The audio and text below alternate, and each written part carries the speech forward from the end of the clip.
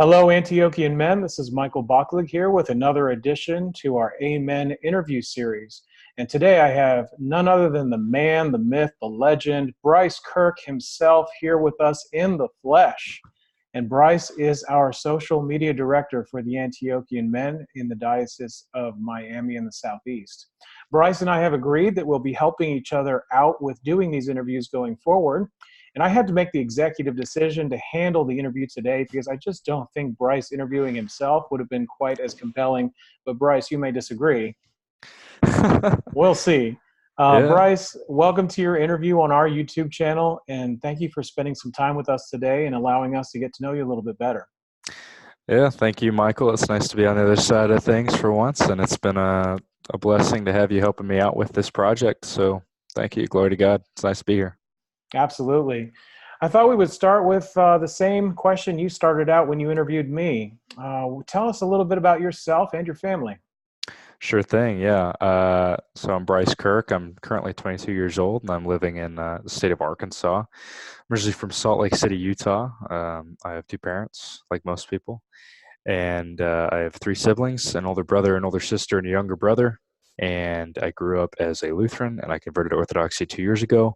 I study history and political science at the University of Arkansas, and I'll be graduating, God willing, in December. And after that, I hope to go to law school. And like Michael said, I'm the social media chair or social media director or whatever the official title of my office is for the Antiochian men in the Diocese of Miami in the Southeast.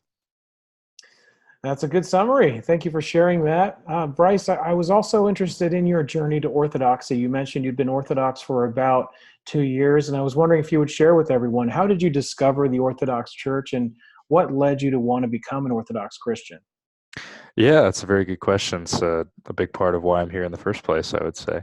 I had known that the Orthodox Church had existed for most of my life. I love history, so it's something I'm studying in school.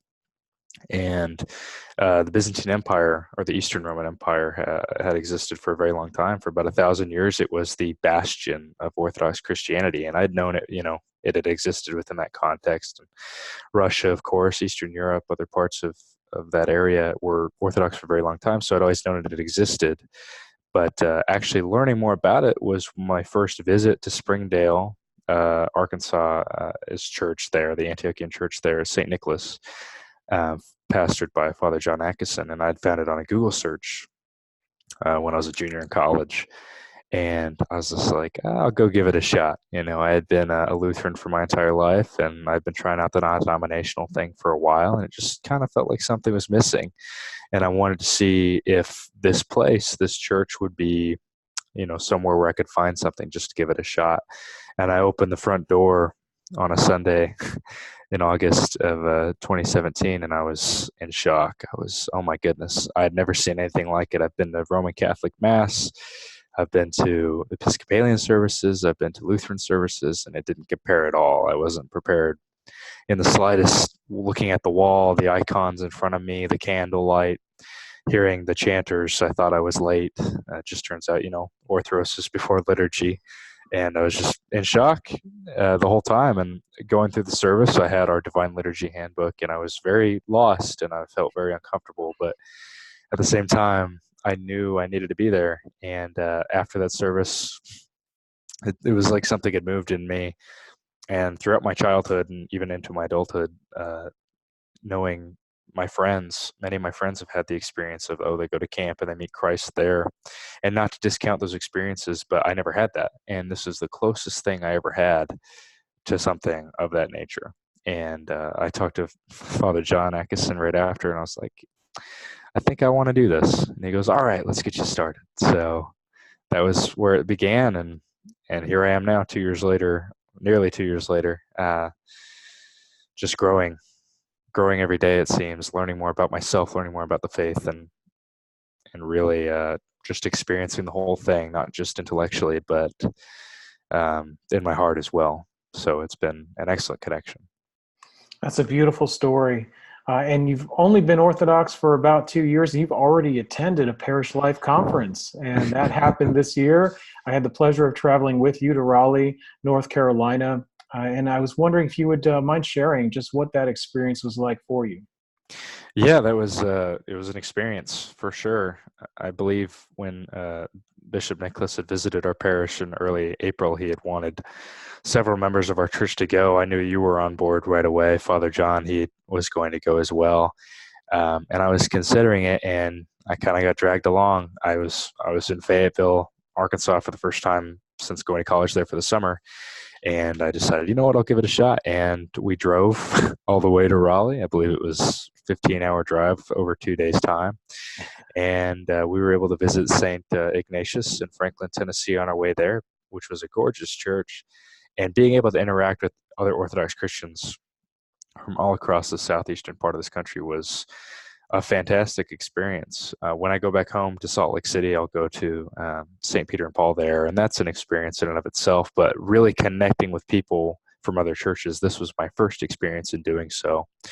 And lo and behold, this was also the inaugural, I guess, address, if you will, creation of Amen was at this PLC. It was officially made an organization in the diocese, and being able to be a part of that, being able to meet other priests, being able to meet other Orthodox Christians, not as many my age, but at the same time, learning from people from all ages, from Soyo, from the teens, from the children, from the young adults, from the Antiochian women, and from everybody there. It was an experience to see all these people from all over the place who loved God and loved their faith, converts, cradle Orthodox. It was an experience getting to know other people and getting to experience a group of people that thought in a similar way to me and kind of got inside my head a little bit of how I think and how other people think, and that we're not terribly dissimilar from each other, and we all want the same thing, and to learn more about God and become more like Christ. So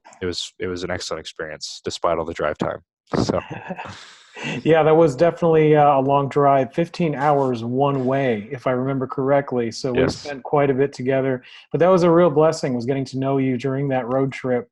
And you mentioned the inaugural meeting that we had as the Antiochian Men, and I know you had a very similar experience that I did with Father Hans when he came and when he stood up and spoke, and he was appointed to be our spiritual father for the Antiochian Men in DOMSE. And I believe you established a very deep bond with Father Hans at the PLC. I was wondering if you would mind sharing how this happened and what is it about Father Hans that you connected with the most? Yeah, absolutely. Father Hans, as soon as Bishop Nicholas gave him the lead, as it were, during a meeting, I knew this was a man that I needed to listen to. And in his conversation, in his talk, which is actually posted on the YouTube channel here, um, I was blown away. It was a lot of things that had been A, bothering me, and B, things I had been thinking about for nearly a quarter of my life. About 6 years is stuff I've been mulling over, trying to find the answers to. Really never had the structure of a church, really never had the structure or the leadership of a priest like him. Uh, and he inspired every man in that room, priest and layperson alike. And it was just an excellent experience. And I had a conversation with him after his talk, and I really loved what he had to say. I said I was looking forward to working with him, being a board member as well. And we had breakfast the next day, and we had an excellent conversation. He and I are not that dissimilar in terms of our backgrounds. We both studied history in school. We're both converts. We both share similar interests, and being able to learn from him has been excellent. It was almost like everything we have said in conversation, he was two steps ahead of me. He knew what I was thinking. I don't know if he's just a really good, he can read my face really well, or if it was he could actually know what was going on. And my conversations with him are so genuine, and he is somebody that I look up to immensely. He is a leader not only within the diocese, but to people in general, and it's a blessing. He and I actually had a conversation after Vespers on Friday night at the PLC, and everything he said, he was like, "You want this, don't you? And you think you need this, don't you?" And I said, "Yeah, yeah, man, you get it." And he goes, "Well, this is how you're going to do it." And everything in my life was always in front of me, and it was just a relief and a blessing in a way. It was almost like the perfect moment in the way that God worked um, that it would be revealed to me through him. I needed somebody to lead me to it, even though it was there all along. And even now, I continue conversations with him. We speak about once a week, and he always has good commentary on whatever's going on, whether it's a social issue or an issue within the church or an issue that I may be having. He um, always has words of encouragement and words that keep me grounded in what's going on. So it's a relief that I have him in my life. That's very well said, and I can relate to what you said about Father Hans. I had a very similar experience just talking to him. I know that you established a great relationship with him, and what's so great to see now, it's great to see so many people being positively affected by Father Hans in the GroupMe app, because Father Hans is in there and he's interacting with us. People have questions for Father Hans, and he's so quick to respond. And so now a lot of people are getting to know him. And by the time we have this video posted, there'll be an interview of Father Hans up on our YouTube channel. So I definitely recommend that everyone takes a look at that if you haven't already, if you're watching this video. And then that talk at the PLC that you referred to, as you mentioned, it is also on our YouTube channel, and it's definitely worth listening to if you all have time to check that out. Moving on to your recent responsibilities with the Antiochian Men, you mentioned at that meeting that you volunteered to be the social media director, which you currently are. Initially, you were also volunteered by myself in that meeting to fill in as secretary until we would have someone else that could step up and help us out with that. And thank God we have someone named Bert Noyes who's actually just taken over those responsibilities. So you're no longer doing double duty, which I know is quite a relief, and you can just focus on the social media role. But I wanted to ask you, with that social media director's position, what kind of tasks and responsibilities does that include, and what do you plan to focus on as social media director for the Antiochian Men? Yeah, it's relief, first of all, to be able to kind of reorient most of my energy, at least for the time being, to just social media stuff. So it's been great. With that, I am learning a lot as I go along. Despite me being a younger guy, a millennial, if you will, I'm not super. I don't have an extreme amount of expertise, shall we say, when it comes to social media. But that being said, I was appointed to this position for a reason, and I think it's testing my limits a little bit, and I am very, very thankful for that. It's a great thing to not be comfortable all the time, and sometimes it's a different thing that will challenge you. So my duties basically, right now, I am sort of leading the YouTube channel. We're trying to grow the YouTube channel as much as we can. I believe at the time of this recording, we'll have nearly 30 subscribers on our YouTube channel, which has been great. Most of our videos have north of 100 views already, and that's kind of our main thing, is reaching out to guys, getting them to know, first of all, our board members, and then we'll continue on through. We have an interview with Bishop Nicholas uploaded as well, and we're testing out other applications as well in order to try and expand on what the GroupMe has done. The GroupMe has been an excellent way of connecting men throughout the diocese. I believe we have nearly 80 members, if not more, already, and they're guys from all over the Southeast, and they're all getting connected. Everyone has been extremely welcoming. You had mentioned Father Hans and his presence in the GroupMe. That has been rewarding, not just for myself or for you, Michael, but for everybody who has been involved.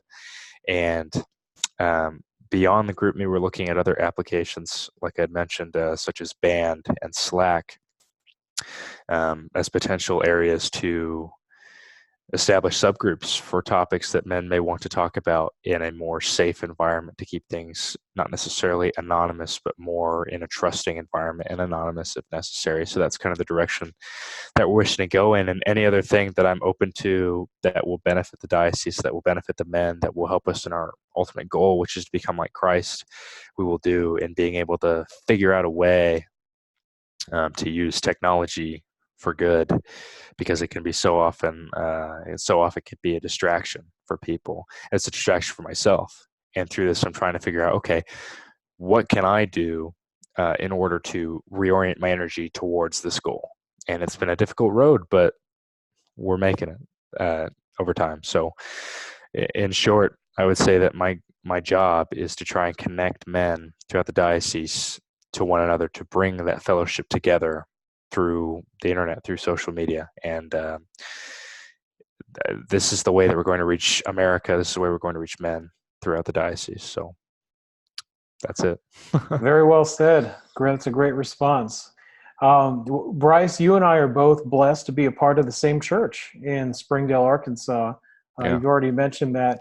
Oh, and I was hoping you would share some of the things that our local Antiochian Men's Chapter has done, just some successes that we have had in our church, and maybe share some best practices that you've seen all of us do at St. Nicholas, and maybe could help others that are maybe wanting to get involved, or some churches that maybe want to get an Amen group started. Sure thing. Yeah. We began doing Antiochian Men centered events, shall we say. I think it was towards the beginning of the year when you had introduced this idea to us. And we've been doing a variety of things together. One of our men, he organizes a morning fellowship breakfast every Tuesday. I've gone to a few of them, and they are very rewarding experiences. On top of that, we have a meeting once a month where we kind of have a potluck. A lot of meat, usually a lot of good things to drink, a lot of good things to eat, and we fellowship that way. And then we get to our meeting, but we get both of those things. There's the business side and there's the fellowship side, and many people continue going. I think we've grown every single month, by at least 3 men, I want to say, and who's coming and who's enjoying that. We've also done a variety of service projects as well. We helped an older couple move into the home that the church owns next door. We worked on a backsplash in the kitchen. I think coming up, or maybe we've already finished this project, we're going to begin trying to cut up a tree that was felled due to a lightning storm behind the church. So, I mean, it's a variety of things. And I think at the center of all of it, it's fellowship. And I think anybody seeking to form an Antiochian men's organization at their parish is centered around community. It's centered around fellowship. It's centered around men being able to interact with other men. And I myself am one of the younger members of our church who is not yet married or is not a teenager. So I'm kind of stuck in the middle. And there's a few of us there. But with that, it's not just for the older guys. It's not just the married guys. It's not just for whoever. It's for every man in the parish and in the diocese. And there's something there for everybody. And I know that with how broad of a spectrum that is, it may seem like there isn't a goal there, but there absolutely is. And there's absolutely friendships that are formed. Michael, you and I have began to grow closer through that way. And other men throughout our parish, I feel like I've been able to get to know a little bit better because of this. So if there's any hesitation for anybody watching, I suppose I understand, but at the same time, you got to push yourself, because men need other men. They need their families too, and that always comes first. But having that relational aspect, men who need mentors like myself, and men who need to mentor, like Father Hans is that for me. It's essential. It's essential in growing up, because in the modern age, especially, or the postmodern age, or whatever you want to call this time that we live in, it feels like you're cast into an ocean and you're down a creek without a down the river without a paddle, sort of. You don't know who you're supposed to be. You don't know what it means, first of all, to be human. Second of all, to be a man. And this is a way to build that back. Father Hans has said to me on multiple occasions, a strong church is built by strong men. Strong men make a strong church. Well, Christ built the church, but he was strong. So to be like him is to be strong. And you need that. And this is a way to acquire that, whatever that means. And whatever the parish needs, they need to address that. It's not a one size fits all. So what the guys down in Lafayette may need is different than the guys in Springdale. The guys in Memphis, what they may need may be different than the guys in Franklin. It doesn't matter. It's for everybody and it's for everything. So, long story short, it's life-changing. That's in great. short. That's quite a great response, and those are some great examples that you use that we've experienced in our local church. Appreciate you sharing that. Many men that are watching this video right now, they're already aware of the fact that there's a second annual DOMSE Fall Retreat that's coming up. Some men may not be aware of that, but it is September 6th and 7th, and St. Ignatius Church in Franklin, Tennessee is hosting that. And I believe you're planning on attending that retreat. And I want you to share why you're so excited about going to that, and maybe share some suggestions to others that may be worried about the costs that are involved to help them find a way to go if they would like to. Yeah, absolutely. I think this may be one of the more important questions that you end up asking, because it just seems like such a small thing for somebody to either make or to miss. But I really do feel like it will be important to go. When I was invited to go attend the PLC, I I wasn't sure financially if I could make that trip, considering A, I am a college student, and B, I got a lot of stuff going on outside of that. But pushing myself and being pushed in a way to make that decision um, put me in this position now. And I would love to share this joy that I found with other men. And the way that I got there was through carpooling. Don't go by yourself. A lot of things we need to do with other people, especially with other men if possible. So what I would suggest, if you're within driving distance, which I feel like the majority of the diocese is, um, get a few guys, get 4 or 5 guys and carpool. You save money on gas. Try and find a place to stay, a cheap place to stay. You can Airbnb or find a motel. If you'd rather fly, which I understand, it can be quite a drive out to Franklin. I feel like it's right in the middle of everybody. Allegiant Airlines has really cheap flights into Nashville, which is, I think, only about an hour and a half away. It's not too far away to go. And I just think that the benefit outweighs the risk here. And I definitely think it's something that people should do. If you need to take a vacation day, I know most guys have vacation days. You're only going to have to take one, maybe two at the most. And what a better way to do it than to serve God through that. Anything that we can offer up to God, it's not just, to be literal about it, it's not just burnt offering. It's not just, anything you'd think of as a typical sacrifice. This is a sacrifice. And it's a retreat. It's not just a bunch of meetings. You will be filled spiritually, and you'll have an opportunity to interact with other people and not just make connections, but make friends and understand that you're not alone. You're not just stuck in a ship out somewhere by yourself. There are other people, there's other churches within this diocese, and every effort anyone can take, any individual or any person can take to grow the diocese closer together. This is a step that can be made there, and it's important that we're tight knit. So any effort that you can make to get there, try to get there. I'll be there. I'm not sure how I'm getting there yet, but I'll figure out a way. Well, that's well said as well. I appreciate you sharing all that. I just have one more question for you, and I know that I've said this to you before. Even though that you're a relatively younger man, I've always said that you seem to be wise beyond your years, and I just wonder what it is that has motivated you to volunteer so much of your free time to help serve the church when you could just as easily be out partying with your friends and doing what we all know that 22-year-old men usually like to do. I mean, that's a good question, and I don't think I've quite figured out the entire answer myself. But I mean, I really do feel like it's a lot of things. I don't believe in coincidence. I believe everything is a part of God's plan in a way. Um, and I feel like every step, not just when I first became Orthodox, but in my life, has led me to this point. And whatever is next, whatever this is preparing me for. So I feel like, in a way, a lot of this stuff has landed in my lap of sorts. Being appointed to this position has been a blessing, and it was kind of a cause to step it up a little bit, because I was in a place where maybe I shouldn't be that guy, and I thought that at the time. And I feel like it's a lot of people when they're faced with a crisis or they're faced with something life changing.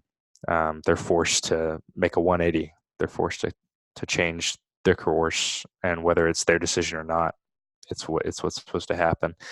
And I feel like that's the direction I'm supposed to go on to.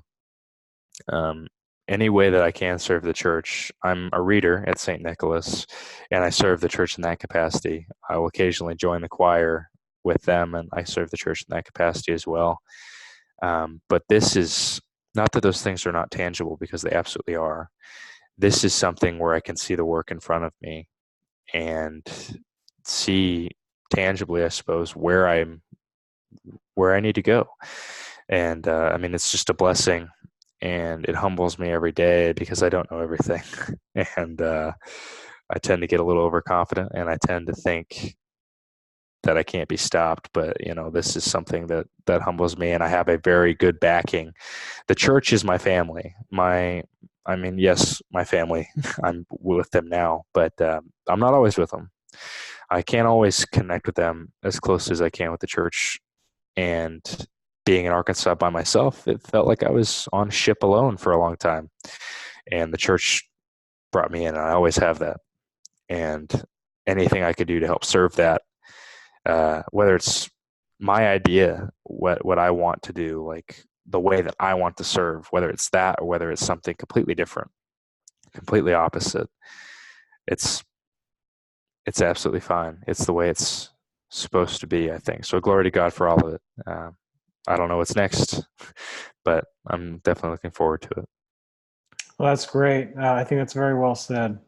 Bryce, on behalf of all of the Antiochian men, we want to thank you for your time today. It's a blessing to get to know you better, and we appreciate all the hard work that you're putting in for our organization. Thank you, Michael. It's a pleasure to be here, and you as well. You're putting in a lot of hard work as well. We can't do it without you as our leader. So thank you. It's my pleasure and my joy, as you know. And to all Antiochian men out there, don't worry. Bryce and I will both be returning to do interviews very soon, so stay tuned on our YouTube channel. Also, remember to click on subscribe and to like our videos. That way you can be notified when we have new videos posted on our channel. And until next time, I wish you all well, and God bless you all. See you all later.